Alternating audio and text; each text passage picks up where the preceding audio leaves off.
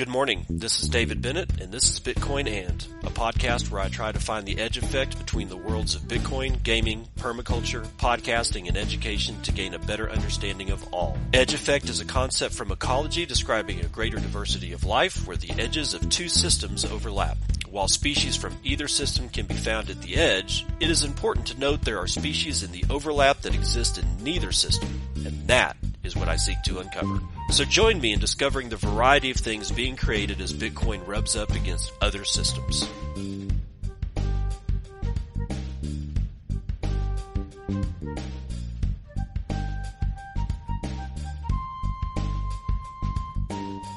It is 11:28 a.m. Pacific Daylight Time. It's damn near the last day of October 2024. It's the 29th, and this is episode 982 of Bitcoin And. I know I screwed it up yesterday. Yesterday was actually episode 981, not 982. That's my bad. But I don't know. You know, it is what it is. Anyway, so I'm coming late to you today because, you know, I had to take my daughter to the doctor's office because she's got like a bump on the back of her neck, right? I was thinking it was an ingrown hair, but no, my wife was right yet again. Lymph node. It was a lymph node. She's fighting off some kind of infection, I guess. I don't know. She's actually okay, but that's why I'm late, because I had to drive her happy ass over to the doctor and do all the things and touch all the stuff and get the letter so she could go back to school without pissing the public school system off. Yes, I know she's in the public school system, but she's got a lot of friends there. So friends are important, aren't they? The education probably sucks ass, but, you know, hey, friends. We all need friends. And you and I both know how important friends are, because it's not about $72,793 per Bitcoin. It's about the shit posting we did along the way. And our shit posting friends and our meme lords and our edge lords and our side edge lords and the other lords and the ladies that, you know, it's community. It's about community. It's not about $72,906 per coin, because that's just how it changed over in that few seconds. It's about you and me. It's about all of us. It's not just about my dream of doing this podcast all day. It's about all of us, right? So let's get into it with Bitmain denying the allegations, tying it to the Huawei supply chain investigation, or Huawei, or Huawei, or however the hell you pronounce this Chinese firm's name. I don't give a shit, but Vesmaya V from Decrypt apparently does, because she wrote about it, starting off with Bitmain. A leading cryptocurrency mining hardware manufacturer has refuted claims linking it to a supply chain investigation involving Huawei or whatever way, following multiple media reports. And the company, it issued a formal statement, probably wearing a tie, on Twitter yesterday, denying any involvement in the ongoing probe, calling the reports false and baseless. Bitmain also warned it may pursue legal action against media outlets for spreading false information. The controversy resurfaced after a recent Reuters report stating how Taiwan Semiconductor Manufacturing Company, also known as TSMC, halted chip shipments to Sophgo, SOPHGO, a Chinese chip manufacturer affiliated with Bitmain. Oh, we're going to shake up some mining things, I guess. The investigation began when a TSMC-made chip was found embedded in Huawei's Ascend 910B AI processor, as per two people familiar with the matter, according to the report. Now, the report raised concerns about a potential breach of U.S. export regulations, as Huawei has been under restrictions since 2020, prohibiting its access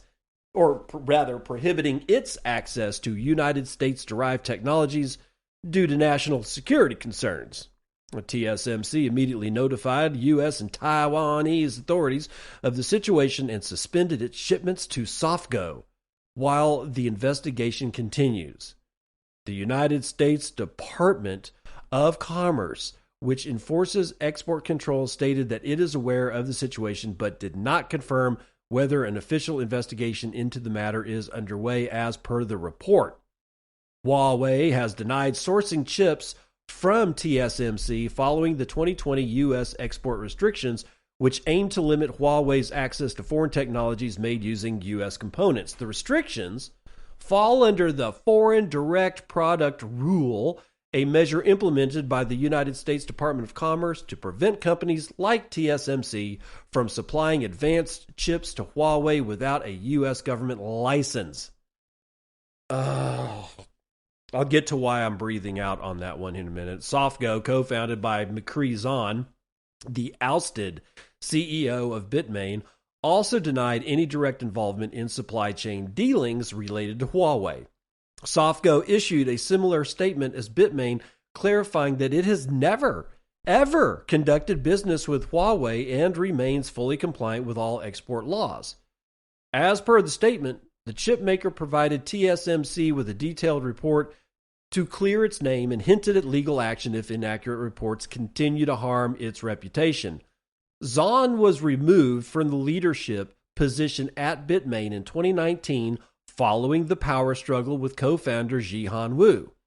Wu's strategic removal of Zahn involved reducing his voting rights through internal maneuvers, triggering legal battles that eventually allowed Zahn to regain partial control over Bitmain through litigation in 2020.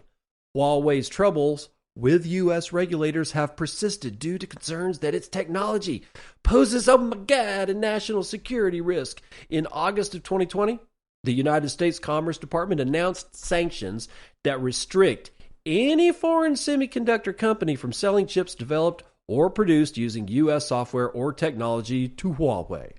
These restrictions have disrupted Huawei's supply chains, forcing the tech giant to explore alternative channels to maintain operations. And of course, no comments from Bitmain or Huawei. So here's my thing. Let's get back up here to it. See if I can find it here. Yeah. The restrictions fall under the Foreign Direct Product Rule, a measure implemented by the United States Department of Commerce to prevent companies like TSMC from its supplying advanced chips to Huawei without a U.S. government license. Last I heard, TSMC was not a United States company. It was, in fact, Taiwanese. Now, I am reserving every right possible under the sun to be just wrong as shit about that, but I don't think I am. And one of the things. Oh, wait, hold on. Shit's flashing at me. I'm like a bird. Something shiny's happening. Hold up. Okay, I'm back. Had to text with my wife. She was asking about how things went at the doctor, blah, blah, blah. So just doing that. And while I was texting her, I did look up TSMC. And according to every source that I can tell, TSMC, Taiwan Semiconductor, whatever, manufacturing company, is a Taiwanese company, but it's also multinational. However, the majority of the ownership is Taiwanese. And a lot of it is also foreign, investment, but it's not, balanced. Like, it's not like anybody can make an argument that says like the majority of TSMC is owned by United States shareholders. So therefore United States law would apply, which I think would be bullshit anyway. But let's say that was the case. Okay, well, it's not, because the majority of the shareholders of TSMC are foreign nationals, and most of it's actually owned by Taiwanese. It is a Taiwan company. It has nothing at all to do with the United States. And yet we are forcing them to get a U.S. government license to be able to sell their product to whoever they want to sell their product to. Sure, I get that it's national security, but do you think that, I don't know, Costa Rica would be able to make the same deal? No. Why? Because we will bomb the fuck out of you. That's United States policy at this point for everything. We will just kill you. You don't do what we like, we'll kill you. You don't say what we like, we'll figure out a way to put sanctions on your ass. We've put ourselves into this leader of the world thing, and it is a bad place to be. There's not a single country on the face of this planet that needs to be the leader of the world. You just need to lead your own country and stop meddling with everything. The only reason we have quote unquote problems with terrorism is because we keep pissing off all the people that want to commit terrorism. If we stop doing that shit, do you realize how much terrorism would actually just evaporate? And I still have very serious doubts about just how much quote-unquote terrorism is actually being inflicted upon various populations of the world for various political reasons. It always seems to work like this. Oh, the terrorists, we've got to stop them. Yes, but if you hadn't have done what you did, the terrorists wouldn't be doing shit against you. Stop fucking with them. No. We've got to take care of this. And then there's even more terrorism. Oh, well, the terrorists, we've got to stop the terrorists. Well, if you'd stop messing with the terrorists, maybe the terrorists wouldn't actually be terrorists. And then there's the whole other section of my mind that says, just because we labeled something terrorism, does that actually mean that it's terrorism? This is all bullshit. It's going to ruin, well, it's already ruined much of everything, but whatever we have left, whatever semblance of a civilization or civilized behavior that we have left, whether it's the West or the East, is in danger of evaporating because of this kind of crap. Who the fuck is the United States? And believe me, I am an American citizen. I am a citizen of the United States. And even I'm saying, who in the fuck put us in a situation where we can tell a Taiwanese company what they can and cannot do, who they can and cannot sell to, and under what circumstances they can do any of that shit? It's none of our business. Now, the staunch people out there in the audience that are like, you just sound un-American. No, I am not un-American. I just think that the United States federal government, which I do not consider to be American any longer, is doing things in our name without our permission and getting all of us in trouble. And it needs to stop. Will it? Probably not. Which leads me to this next story, which has absolutely nothing to do with what I just talked about, but it's funny as shit. Gareth Jenkinson, Cointelegraph, Consensys is going to cut their workforce by 20%. The CEO outlines decentralization plans. For those of you who don't know, Consensys is the foundation. Essentially, the Consensys is the company behind Ethereum. It's founded by Joe Lubin. He's the CEO, and it was also founded by Vitalik Buterin and that other idiot that started this shit chain known as Ethereum. But Consensys is essentially the public company that is Ethereum. And now they're just talking about decentralization after they have to let go of 1 in 5 of their employees. Blockchain development firm Consensys has begun a major restructuring of its operations, reducing its workforce by more than 20%. Pausing to make sure that at one point or another, you guys need to go look at the Ethereum price divided by the Bitcoin price and look at the chart over the last 3 to 4 years. And then you'll understand why they're having to restructure and cut 1/5 of their workforce. It's burning down. Speaking exclusively to Cointelegraph, Ethereum co-founder and Consensys CEO Joe Lubin confirmed that 162 shitcoiners have been impacted by the move. The company is looking to go streamlining operations and expedite efforts to decentralize various parts of its core business offerings. Quote, it's motivated by a variety of factors, and to me, it feels like they're pretty equal. What the hell does that even mean? The first one, which is not necessarily more important than the others, is just the long-term financial sustainability aspects in the face of potential economic volatility. Oh, you mean because your shitcoin is crashing and burning? I can't imagine why. It's not like we didn't warn you. Lubin stated that Consensys is looking to become a smaller, much more agile organization that would be better equipped to capitalize on broad and deep capabilities that the organization has built over time. What the hell does broad and deep capabilities mean? Nothing. My God. Consensys is best known for developing the browser-based Ethereum wallet MetaMask, a Layer 2 protocol Lineal, and a host of other Ethereum-focused shitware products and services. The company currently employs 828 people, or shitcoiners. Lubin emphasized that Consensys is committed to supporting its outgoing team members with generous severance packages, outplacement services, and extended healthcare benefits. Displaced staff will also have an extension of stock option exercise windows from 12 months to 36 months. And this is Ethereum. The stock options for Ethereum. Oh, healthcare benefits for Ethereum. Outplacement services for the people fired from Ethereum. This isn't Consensys. This is Ethereum. And for those of you who are holding Ethereum and have not heeded my warnings about what a bag of shit coins that you hold, I hope that this one may be the trigger for you, that you finally figure it out.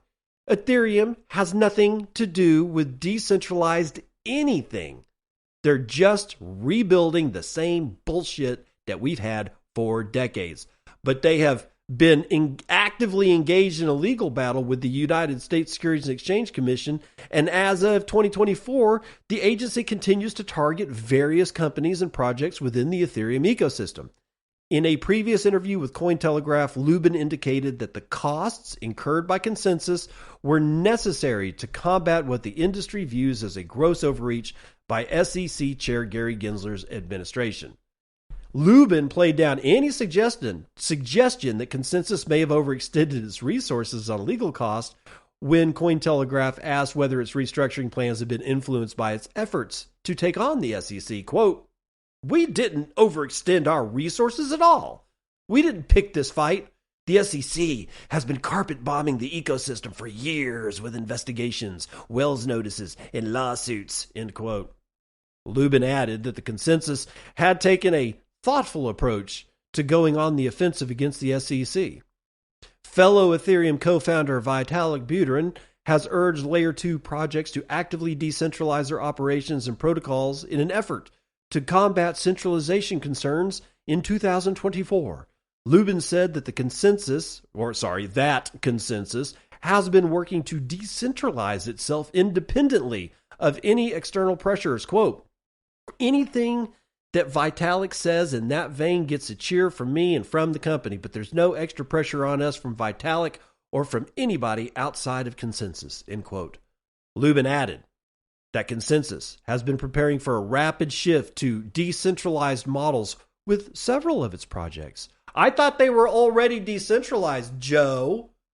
Well, the restructuring at Consensys is comprehensive, with Lubin admitting that no specific departments, you have departments, are facing more layoffs than any of the other ones. Quote, "We are focusing more intensely on activities in MetaMask and activities in Linea. Infura has already been under transformation through DIN, the Decentralized Infrastructure Network." This is all ridiculous.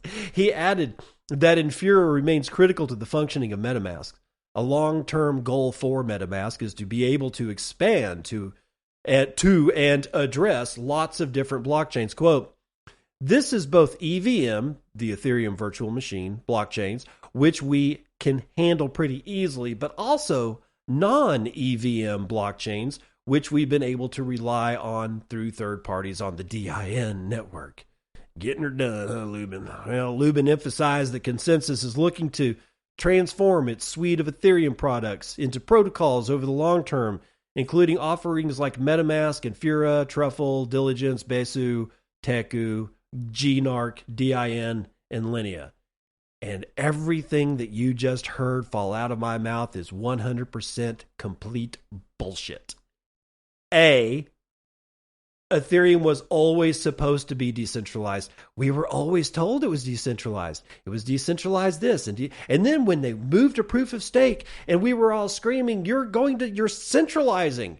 You're centralizing. They were like, no, man, this is all decentralized. It's going to be great. And here we have Joe Lubin, the CEO behind the company, behind Ethereum, is now just getting into the decentralization aspect of this entire shit show. They've been lying to you ever since 2015 and the launch of Ethereum. It is a mess. Don't believe them. Don't trust them. Everything that Joe Lubin and Vitalik Buterin says has nothing at all to do with your peace of mind or your safety. I used to think that maybe Vitalik really didn't give a shit about getting rich, but now I don't know. I still give him kudos for standing up against that idiot Craig Wright in public. That took a lot of backbone, but there's really nothing else that he's actually done that I can say that I give anywhere close to a shit about. Let's move on to Decrypt and Sander Lutz writing this one. Trump crypto project World Liberty plans to issue a stablecoin. You heard that right. It's not bad enough that right before an election, that this guy has gotten himself into, in my opinion, a fairly tight and very deep ethical or financially ethical conundrum. Honestly, he shouldn't be doing this at all. But it gets worse because now there's a stable coin involved. Well, the controversial crypto project World Liberty Financial has plans to create and issue its own stable coin. Jesus. The World Liberty team is still determining how to make the financial product safe before bringing it to market. Meanwhile, the team is working concurrently on major project components for World Liberty Financial, including the stablecoin, to ensure such features are ready to launch at the right moment, another source said.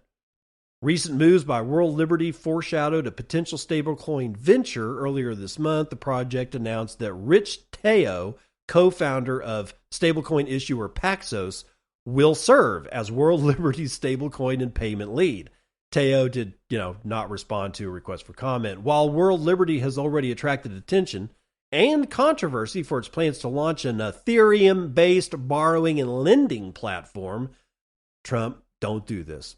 Anyway, directly associated with the former and potentially future president, the prospect of Trump and his business partners issuing their own stablecoin would likely bring with it both substantially heightened risks and the chance to reap even greater rewards. Stablecoins are a crucial element in the crypto ecosystem, and they give a cut. I think you guys know what a stablecoin is. It's just something that's pegged to something else at a 1-to-1 ratio, and that's where it gets its stable, moniker from. But to remain true to their name, stablecoins must be heavily collateralized, and the top U.S.-based stablecoin issuer Circle says it currently holds $34.59 billion worth of dollar-denominated assets at regulated American financial institutions to back the $34.37 billion worth of its stablecoin USDC. Other stablecoin projects have tried to circumvent such methods of fiat collateralization. Most notably, crypto company Terra, not Tether, but Terra, attempted to peg its UST stablecoin to the US dollar with an algorithm tied to another in-house crypto token, and the gambit worked for over a year. Well, until UST's price collapsed to zero in May of 2022, wiping out some measly-ass $60 billion worth of value and, of course, devastating the broader crypto markets. The legality of stablecoins remains contested in the United States. Several prominent federal lawmakers have signaled their intention to vote on legislation regarding stablecoins in the next year, potentially setting up the remarkable scenario in which Trump, if reelected, would control the White House as Congress determined the legality of a financial product his business partners intend to offer. This is insane, man. For all that potential legal and regulatory strife, stablecoins could offer the World Liberty team immense profits, similar to bank stablecoin issuers rake in cash by reinvesting customer deposits in yield-bearing products like, oh my God, the United States Treasury bill. Tether, the company behind the market's leading stablecoin USDT, reported a record $5.2 billion of profit in the first half of this year alone. The British Virgin Islands company currently holds nearly $81 billion of treasury bills. It's a staggering amount of risk. Staggering amounts of risk, ladies and gentlemen. Revenue generated from stablecoins could help boost World Liberty's future plans, but issuing a new stablecoin in an already crowded field is no easy task. Such a venture would require brokering deals with the industry's leading crypto exchanges such as Coinbase and Binance to make the asset available to a broad base of users. If Trump were reelected, however, he would gain a uniquely powerful negotiating position with those exchanges. Binance and Coinbase are both currently the targets of protracted SEC lawsuits threatening their ability to operate. Trump also has connections to the world's top stablecoin issuer. Tether relies on Wall Street asset manager Cantor Fitzgerald to custody many of its assets in reserve, according to Cantor CEO Howard Lutnick. Lutnick currently co-chairs Trump's transition team. You see where this is going, don't you? Huh? Getting a collateralized stablecoin off the ground would also require large amounts of capital. World Liberty Financial launched sales of a governance token earlier this month, but has so far managed to offload a measly $14.24 million worth of the token, according to data from Dune. That's a paltry 4.7% of the $300 million worth of tokens the project had earmarked for public sale, but nevertheless, World Liberty Financial plans to leverage the Trump brand to emerge as the go-to service for retail investors looking to enter the often opaque world of crypto trading and DeFi. The project has previously framed its mission as one to make crypto in America great again by driving the mass adoption of stablecoins and DeFi, end quote.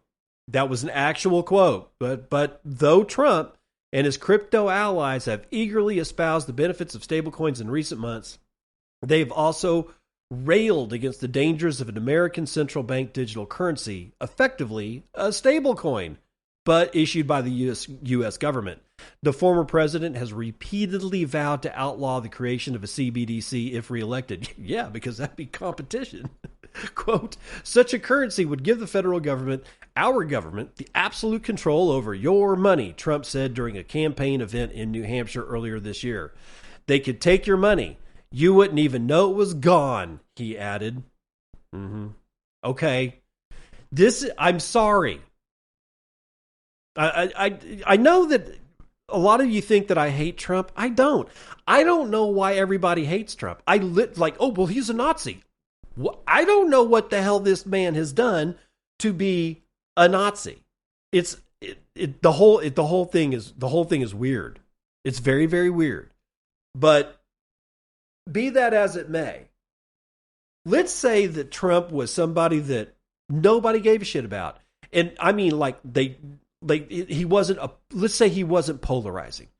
That the left wasn't calling him a Nazi and the right wasn't calling him a savior. He was just some guy, and still famous, but non-polarizing, like a non-threatening candidate for presidency, where he doesn't piss off half of everybody that knows, that says his name, right? The Trump derangement syndrome. If you say Trump, if you say the word, if you say his name, you're apparently a Trumpster or something like that. It's all bullshit.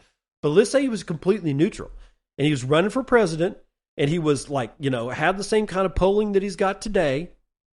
And then he did this. This is not good. If Kamala did this, it's not good. This is an ethical dumpster fire.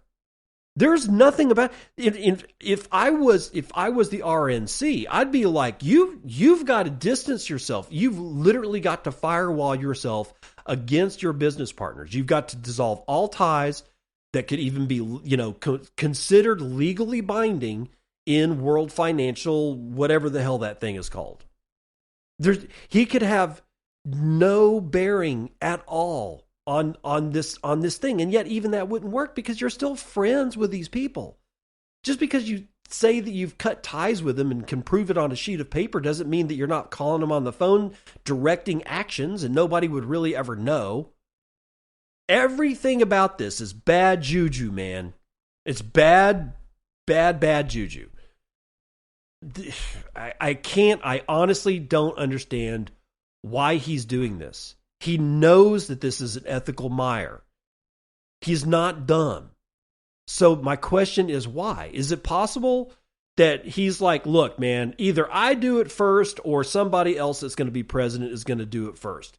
I guess the only thing that I can say is that he's looking at a risk-reward scenario.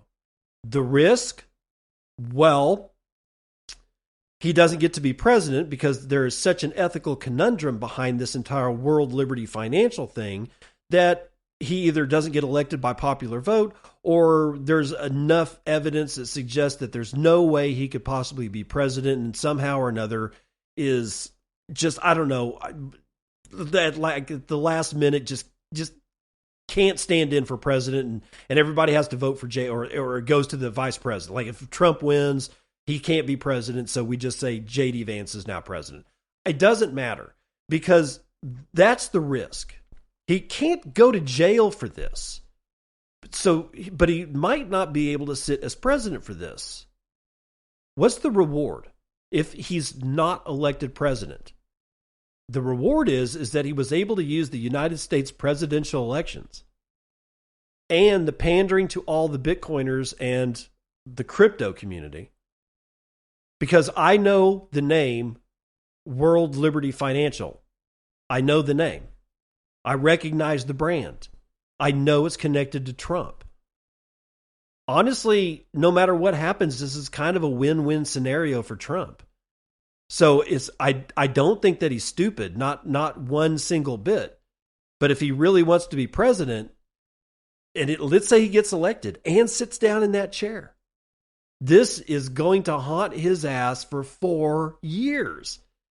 He probably doesn't give a shit. Okay, what do we got going on here? What's this last thing before we start running the numbers? Oh, yeah. Binance has unveiled Binance Wealth, but only if you're an elite customer, because, plebs suck ass. Ian, Allison, CoinDesk.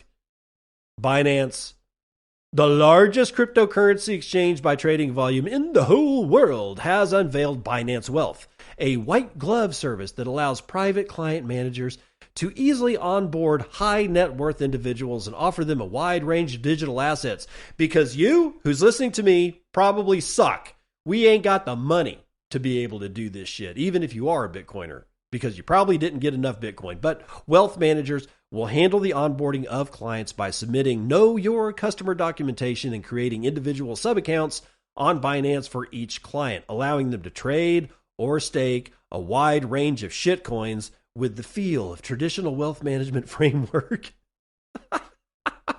Support for Binance VIP key account client managers will also be available. Crypto assets are widely accepted as portfolio diversification spice among institutional investors, with the arrival of Bitcoin and shitcoin number one exchange-traded funds earlier this year, which had probably meant further validation of the asset class among higher net worth individuals. Despite appearances, Binance Wealth is not a financial advisory service, but a technological solution designed to meet the needs of wealth managers with the necessary infrastructure, allowing them to oversee and support their clients' exposure to crypto, explained Catherine Chen, head of Binance VIP and institutional, in an email. Oh my God, this is ridiculous. All right, but what does it say? Anything at all is there a takeaway here? Yeah. Bitcoin's not going away. It's cementing itself in every layer, between every layer of brick laid on the wall that we've been building since 2009, January 3rd, 2009. Ever since that first brick was laid, we've been laying and cementing layers of mortar between these bricks, and the wall gets higher and higher and higher until you no longer can see over the wall and thereby be able to dismiss the wall's existence. No. Now you have to look directly at the wall. Bitcoin's not going away. Let's run numbers.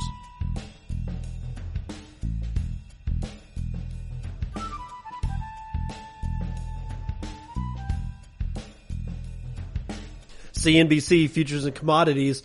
Oil, not doing well again today. Down a third of a point to 67.17 for West Texas Intermediate. Brent North Sea down a full half point. Natural gas is up 2 points, though. Gasoline is down 0.84% to $1.95 a gallon.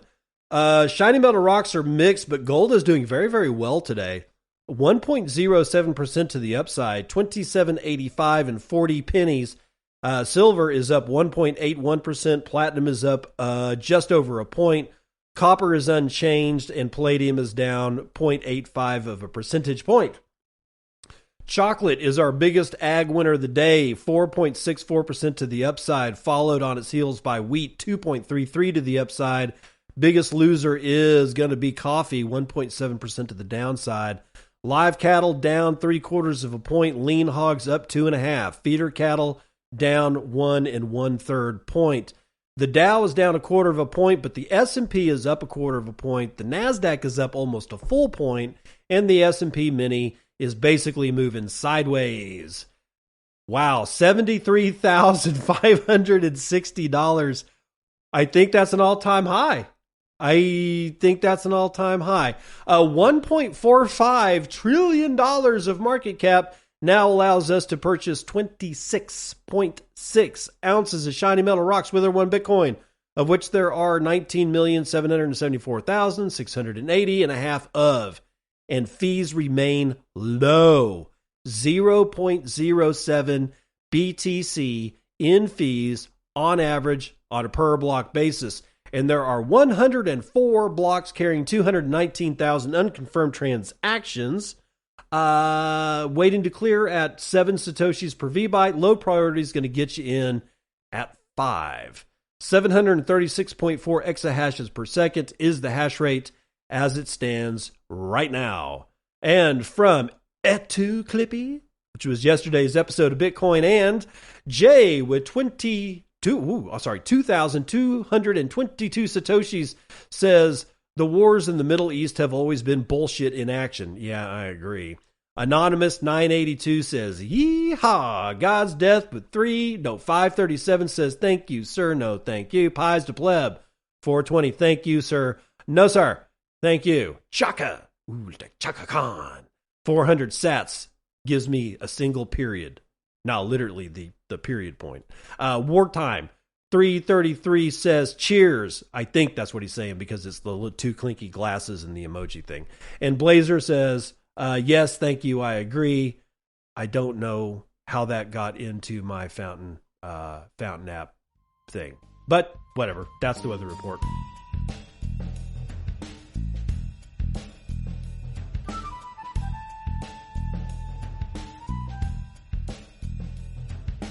Welcome to part 2 of the news you can use, and Calle is first up.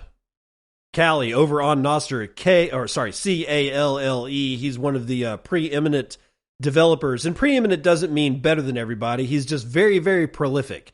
If you don't know who the hell Calle is, I don't know what to do for you because he's done more for nostr and eCash and all kinds of stuff. He's the guy behind Cashew, or at least I'm pretty think. So he says this. It's a note on nostr. Presenting Athenut, Athenut, privacy-preserving web searches provided by Calle and Cashew. I always wanted to use Calle, but thought it's a joke that a privacy search engine, okay, so we're talking like a search engine, requires you to create an account and pay with a credit card? Athenut wraps around the Calle API and lets you pay for searches with Bitcoin. Every individual search is paid for with eCash, which means that you have no account and your payments can't be correlated to your searches. In the background, Athenut has an entire Cashew wallet built in that is almost completely hidden from the user. All the user does is to pay a Lightning invoice and see how many searches they have left. It's made for grug brains who want to be free. You pay, you search, that's it. This is simply amazing. I've been dreaming about this for so long. It's only the beginning. We're going to make Error 402 great again. All right, so it's athenut.com.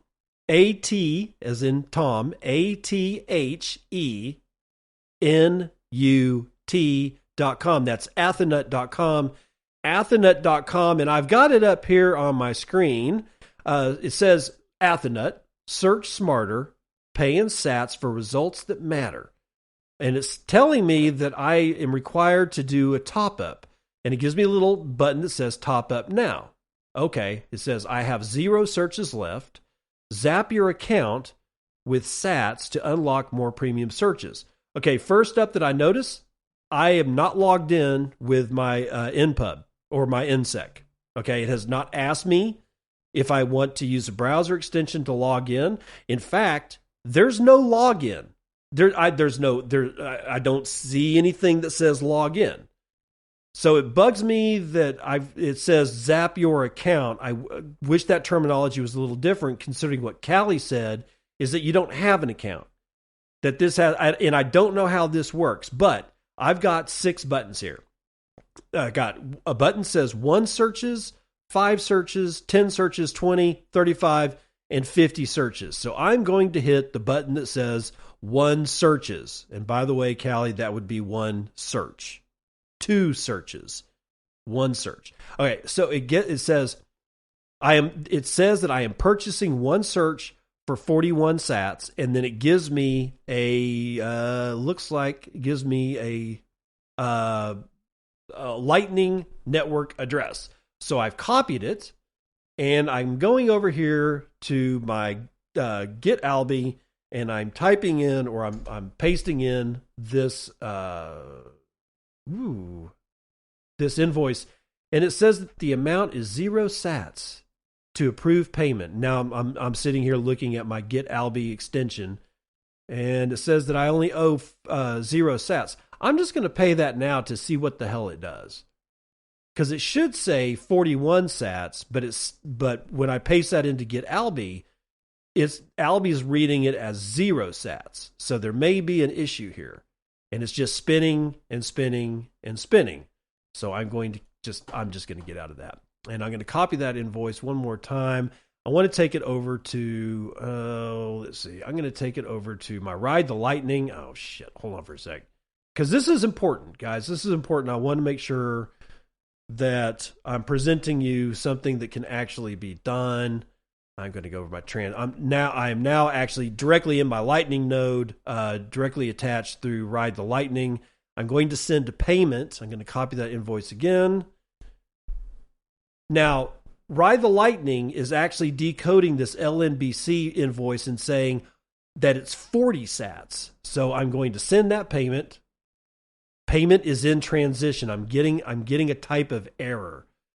So I'm going to clear the fields and kill this, and I'm going to see if I was actually able to send anything by refreshing my screen and seeing if it's even registering, and it's not. There seems to be a problem with Athenut. I'll let Calle know that I'm unable to actually do it. But the point is that, all of this, we're trying to fix a plane in flight, right? There's bound to be problems. But let's say that it worked. What would I be able to do? Well, I'd just be able to go to Athenut. I'd be able to top up a wallet that is not connected with my NSEC, my npub, my a Gmail account, a Proton Mail account, or any kind of identification at all. So I assume this is all cookie-based in my browser, but that still means, or it still makes me wonder, could these searches be connected to my IP address? Well, fuck it. I use Google. Everything that I do on Google is like, everybody knows what I'm searching for at the NSA and the CIA and the FBI. So I'm not all that concerned about it. But if this had worked, oh, wait a minute. Ooh, it worked. Holy shit, it just took a long time. So now my browser for Athenut, which is Athenut.com, says that I have 1 search left. And now it's opened up the search bar where I can actually type in something, because before I had a search available to me, it was blurred out. I'm going to ask, let's see, why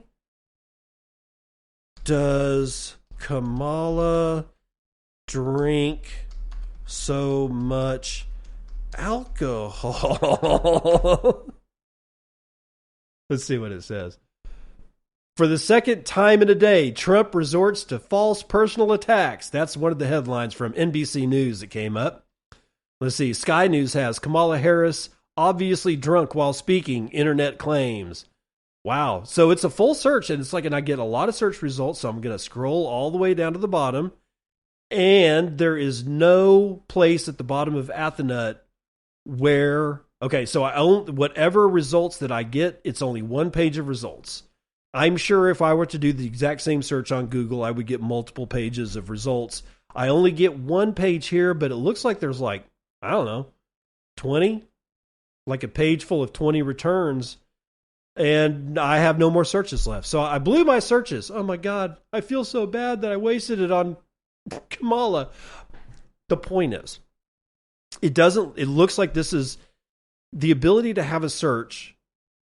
And DuckDuckGo used to be good. I don't like it anymore because it just returns complete and utter garbage.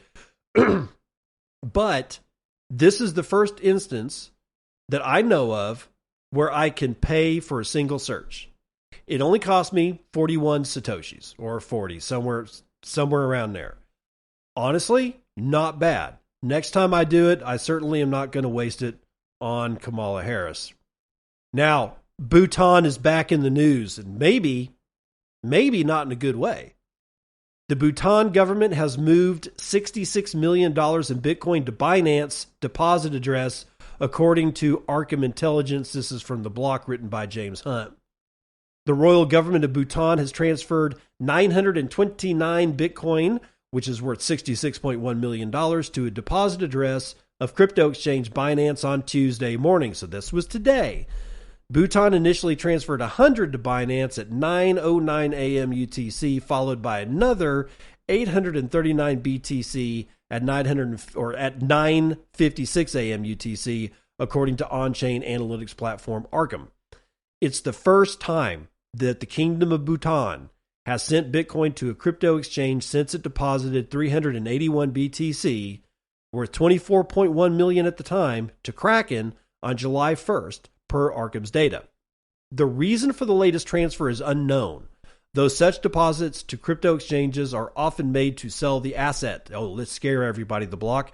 The move was initially noted by the blockchain analytics platform Look On Chain, which also highlighted that Bhutan still holds some 12,456 BTC, which is worth around $886 million. Bhutan also sent 228.8 shitcoin number 1 to a Binance hot wallet address on October the 18th, but I honestly don't give a shit. The Bitcoin in question is held in custody for Bhutan by the Bhutan State Investment Wing, known as Druk Holdings and Investments. Bhutan's balance makes it the 5th largest known nation-state hodler of Bitcoin, behind the United States' 203,000 BTC, China's 190, and UK's 61,000, and Ukraine's 46,000 BTC, and of course China was 190,000 BTC, whatever. However, while many countries tend to acquire their Bitcoin via criminal seizures, which is, in my opinion, criminal itself, Bhutan has been mining Bitcoin to build up its reserves, leveraging the country's abundant hydroelectric power to drive eco-friendly mining operations. Oh, yay! So, Bhutan has moved an appreciable amount of Bitcoin to Binance, and the block automatically suggests that this is often done to sell said assets. Not always. What if Binance is a qualified custodian for the Kingdom of Bhutan? I mean, of course, I would be just as guilty on the opposite end of the spectrum as the block is. I'm trying to give everybody hopium, and the block is trying to scare the piss out of everybody. Meanwhile, Bitcoin is chilling out at $72,778 per coin. 2 minutes ago, it hit 73,000. A lot of volatility going on. So is Bhutan fixing to cut and run on some of this? I think that they'd be really stupid if they did. But not as stupid as this. Robinhood has launched a U.S. presidential election prediction market. But for Americans only, because that'll help. Decrypt, Andre Bagansky is writing this one. With the U.S. presidential race approaching a crescendo, and God knows it can't come soon enough, Robinhood has become the latest firm to offer event contracts for the White House's soon-to-be chosen winner. The investing app announced Monday that Robinhood Derivatives will offer two, not one, but two contracts, letting traders speculate on whether former President Donald Trump or current Vice President Kamala Harris will take the election. The move comes as Trump and Harris make their final pitches with 7 days left in the 2024 race. Again, this shit can't end soon enough for me, ladies and gentlemen, but blockchain-based predictions, platforms like Polymarket, have thrust election betting into the limelight, and Robinhood wants to cash in on the shit. Traders can purchase contracts for a candidate that adjust in price, eventually paying out $1 per purchased contract if said candidate wins. Unlike Polymarket's platform, however, Robinhood is offering to purely U.S.-focused people.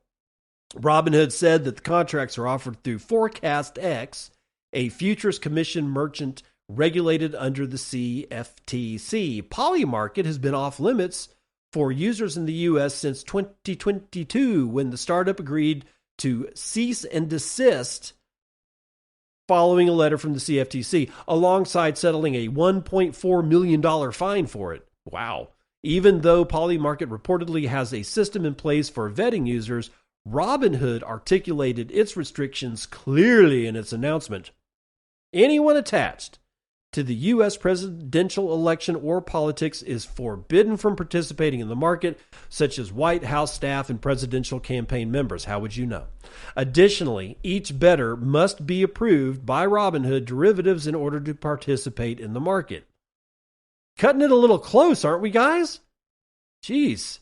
Robinhood's embrace of event contracts for 2024 represents how political betting has increasingly gone mainstream. Rolled out in 2024 race's home stretch, it may also illustrate how shifts in the regulatory landscapes are influencing how firms approach the space.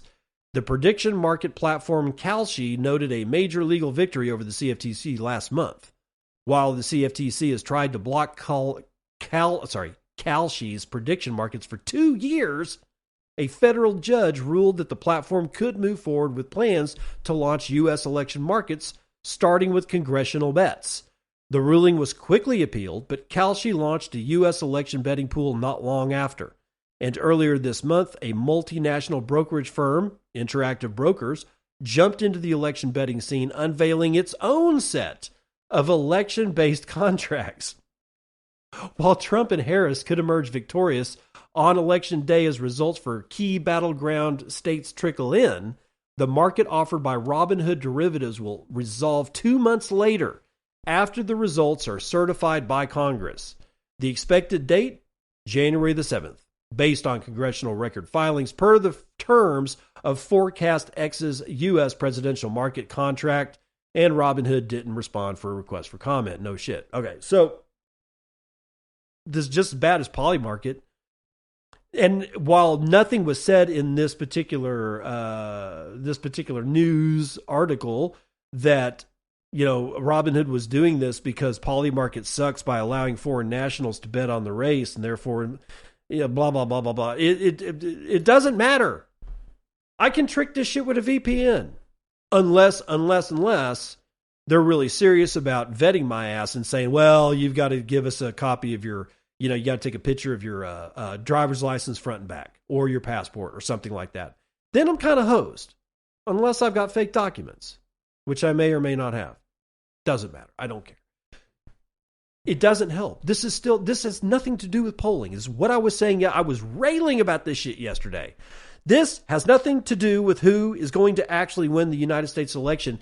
And yet news story after news story after news story keep pointing to the fact that Trump has like 67% of the polls. No, he's got 67% of the money given to this fucking betting platform by complete degenerates who can't afford to go to Vegas. That's not a poll. I mean, if I were to bet on the Washington Redskins, which of course they aren't called the Washington Redskins anymore, but whatever. I'm always going to call them the Washington Redskins. Don't really care. Do you think that me betting on the Washington Redskins is going to somehow or another telegraph to the world that the Washington Redskins are better than, I don't know, whatever other NFL team is out there that could literally crush the Washington Redskins? Does it give them any better chance? Does it give the people out there any actual knowledge of the outcome of that game? I could have like 89% chances of the Washington Redskins winning that game against whoever is obviously going to crush the crap out of them. And it's not going to change the fact that the Washington Redskins are actually going to lose that game. This insanity of looking at Polymarket to tell you that you have, you're probably going to get Trump for president if you believe Polymarket. It's infantile. It's juvenile. This is ridiculous. Everything about this is just dumb. This is just degenerate gambling. So please, please, please, please, please, don't believe betting markets for the outcome of presidential elections, congressional elections, who's going to win a Washington Redskins game, who's going to eat the hot dog the fastest. It's all bullshit because you don't know until the actual day. Now, am I trying to throw shade on the fact that Trump is leading in some of the polls? No, I don't care about that. What I'm trying to say is that these are not polls. And yet I have seen credible, large, mainstream media news outfits actually tell people that they're probably going to get Trump as a president because Polymarket says so. Am I just living 100% inside the circus tent that is Clown World? Please don't believe this crap. It's all garbage. And finally, you've probably heard about it already, but I got to do it. Emory University has joined the Bitcoin ETF rush. They are holding $16 million worth in Grayscale vehicle. Oh, wow. They went with Grayscale, huh? So we can add Atlanta-based Emory University to the list of institutional investors taking a shine to Bitcoin. And by the way, this is written by Helene Braun out of CoinDesk. Yeah, I got to give proper attribution here. The university disclosed the ownership of more than $15 million worth of shares of the Grayscale Bitcoin Mini Trust, according to a Friday filing with the United States Securities and Exchange Commission. According to a top ETF analyst, the announcement marks the very first time that an endowment to publicly report such exposure to Bitcoin. Emory also reported holding 4,312 shares of Coinbase valued at just under $1 million as of press time. The university's total assets stood at $21 billion as of August of last year. Endowments are created to fund nonprofit institutions like hospitals and churches and universities. Up until now, it appears that no other endowment has previously publicly reported a Bitcoin ETF position, according to Eric Balchunas, a senior ETF analyst for Bloomberg Intelligence. Similar to pension funds, endowment funds prefer a risk-averse approach to their investments, making Emory's allocation into a Bitcoin ETF notable. Pension funds, such as the state of Wisconsin, have previously reported holdings of Bitcoin ETFs.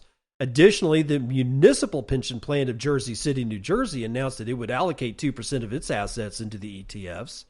Grayscale's mini BTC fund launched much later than its counterparts after the asset manager's flagship Bitcoin trust bled large amounts of assets, largely due to its relatively high fee of 1.5%.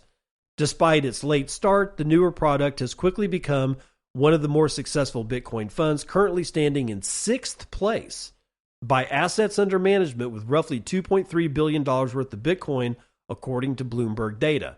CoinDesk previously reported on universities in investing in Bitcoin, with Harvard, Yale, and Brown all buying the cryptocurrency, but directly from Coinbase. Some of them have had accounts with the crypto exchange since 2019. Holy crap, I didn't realize that.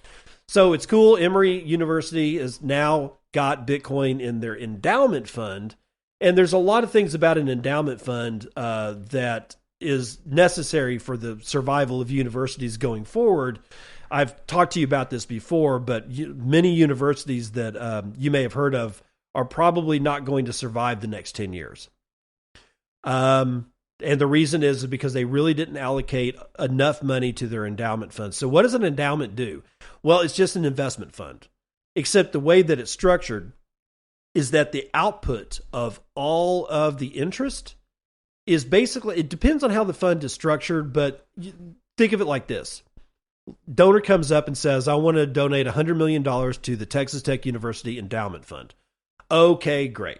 Here's the way that we manage our fund. And I don't know this. I'm from Texas Tech and I haven't looked at the particulars of their endowment fund, but it works something like this. They take that $100 million and they drop it into their investment fund as part of a pool of a whole shit ton of money that other people have donated. And it's, they're like, I don't know, it's probably U.S. Treasury bills and like at 40%. And then there's, like a whole bunch of equities that earn interest or some kind of dividend or something like that. And whatever other instrumentation that you can think of. But generally speaking, it all kind of needs to produce a yield. And it's that yield. And if it's done right, like for instance, this is the way that I think about it.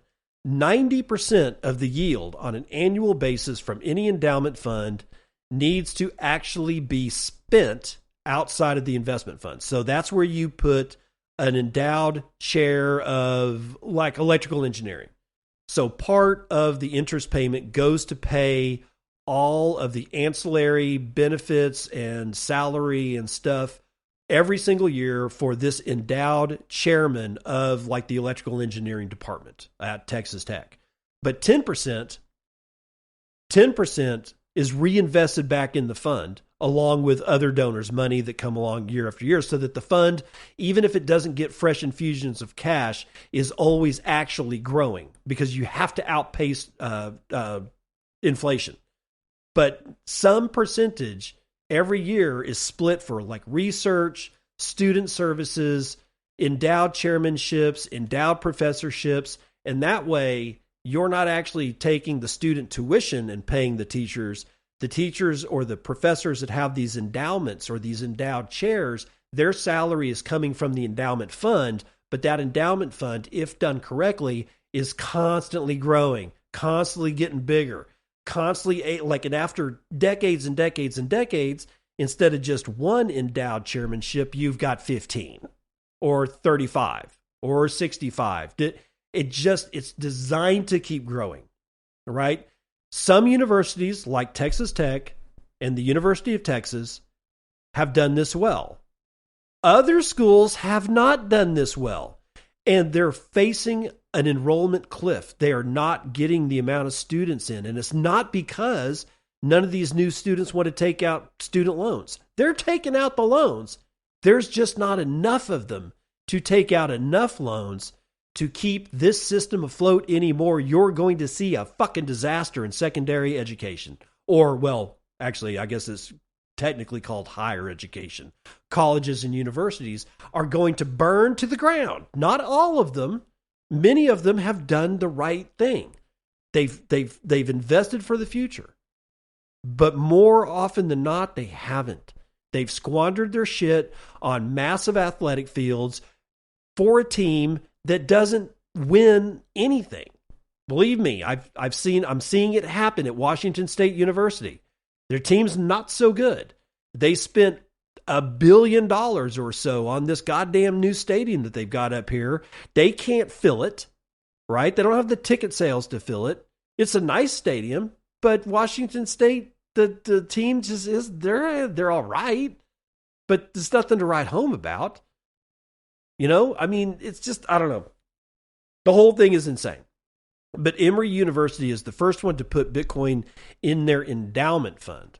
Now, these other things that they've talked about, these other institutions, they have Bitcoin, but they bought it. A, they bought it directly, and B, they don't have it in their endowment funds. They've got it in other kinds of funds, which is a completely different structure for completely different purposes. We won't even get into that. But as far as a endowed public institution, this is the first time that Bitcoin has been part of that in the United States that we know of. I think that that's actually an important move. And it certainly is going to be important for those universities that don't want to go under in the next 10 years and turn into old folks' homes. Because, ladies and gentlemen, I got a whole fucking plan for that. Like West Texas A&M University in Canyon, Texas. That piece of shit school, other than its veterinary school, the rest of that campus needs to be turned into an old folks' home because it is worthless. It's absolutely worthless. It used to be a good university. But now, the only thing that it has going for it is good buildings with solid bones, good heating and cooling systems, very pretty in-between spaces of these buildings. It's got cafeterias, it's got like a medical, like it's got like not a, like a small, clinic. But one of these buildings could definitely be turned into a full-blown hospital, and you could stack thousands of older people in there that want to go out and garden and want to go out and take walks and have a nice room to go to and have 5 different cafeterias and be able to walk across campus with these 100-year-old trees. That's the only thing West Texas A&M University has going for it anymore, is to be turned into an assisted living center or elder care facility. Fuck these people. And if you think that that's the only campus that's going to go that way, you are wrong. So many universities didn't watch out. They didn't think of what it was that they were doing. They were too busy paying their president $1.5 million a year so that he could drive a fucking Audi to park it and rub it in the faces of all the students that were paying a salary. Or at least now, well, actually, the students didn't pay a salary directly. No. They took out loans so that they could pay money every month for the rest of their life for the money that went to pay the salary of the president at $1.5 million. Did you know that 30 years ago, those presidents and things of colleges the size of UT never got anywhere close to that money? It wasn't until student loans just ended up basically taking care of everything that you started seeing that bullshit. And now those chickens have come home to roost. Let's just hope they're not overhead and take a shit on you. I'll see you on the other side. This has been Bitcoin and I'm your host, David Bennett. I hope you enjoyed today's episode and hope to see you again real soon. Have a great day.